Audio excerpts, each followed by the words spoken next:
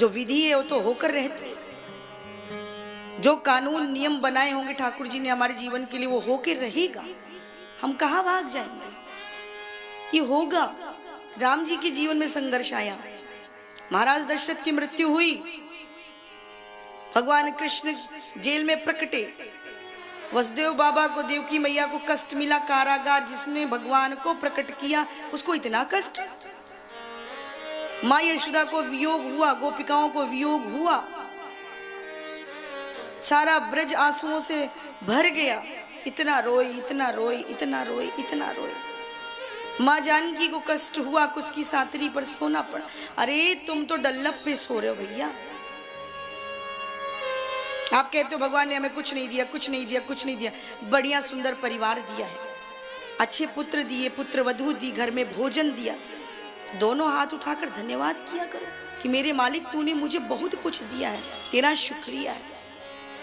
इतना दिया मेरी सरकार ने जितनी मेरी औकात नहीं। दोनों हाथ उठा करके चुपचाप सारे कार्यों से निवृत्त हो करके भगवान का धन्यवाद कर दिया करेंगे।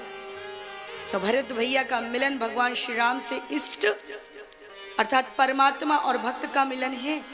भक्त और भगवान दोनों की धारा एक जैसी होकर दौड़ रही है। प्रयागराज में जब स्नान कर रहे थे तो प्रयागराज भगवान की धड़कनों से कनेक्ट हुए थे।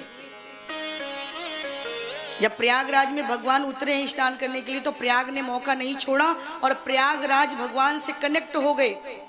भगवान की धड़कनों को प्रयाग जी के जल ने छू लिया था और जब प्रयाग के जल ने भगवान की धड़कनों को छुआ और भरत भैया आए और प्रयागराज में जब उन्होंने सरस्वती का दर्शन किया तो कहा मैं प्रयाग में स्नान नहीं करूंगा। इसी सरस्वती ने मंत्रा की बुद्धि को विकृत किया और मंत्रा की बुद्धि विकृत हुई तो मेरी माँ की बुद्धि को उसने विकृत कर दिया। सब कुछ सरस्वती का रोल है, इसलिए हम प्रयाग में स्नान नहीं करेंगे क्योंकि यहाँ सरस्वती है।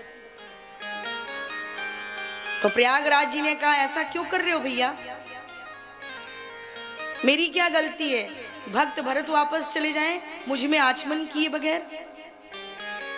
तो जहां गंगा यमुना है वहां तो कम से कम आ जाओ, बोलो जय सिया राम। तो जब भरत भैया उसमें उतरे हैं प्रयाग के जल में तो आज प्रयागराज से कहते हैं कि भैया मैं कितना बड़ा पापी हूं, मेरे कारण मेरे भाई को वन जाना पड़ा, मेरे बाप की मृत्यु हुई। अगर मेरा जन्म ना होता, भरत का जन्म ना होता तो मेरे भगवान को अयोध्या से निकलकर जाकर वन में रहने की आवश्यकता नहीं थी। मेरा जन्म किस लिए हुआ, मैं तो पापी हूं। और ये सदोष दर्शन है, अपने में दोष देखना। ये दुनिया क्या करती है, अपने को दूध का धुला दिखाती है, दोष दूसरे में देखती है।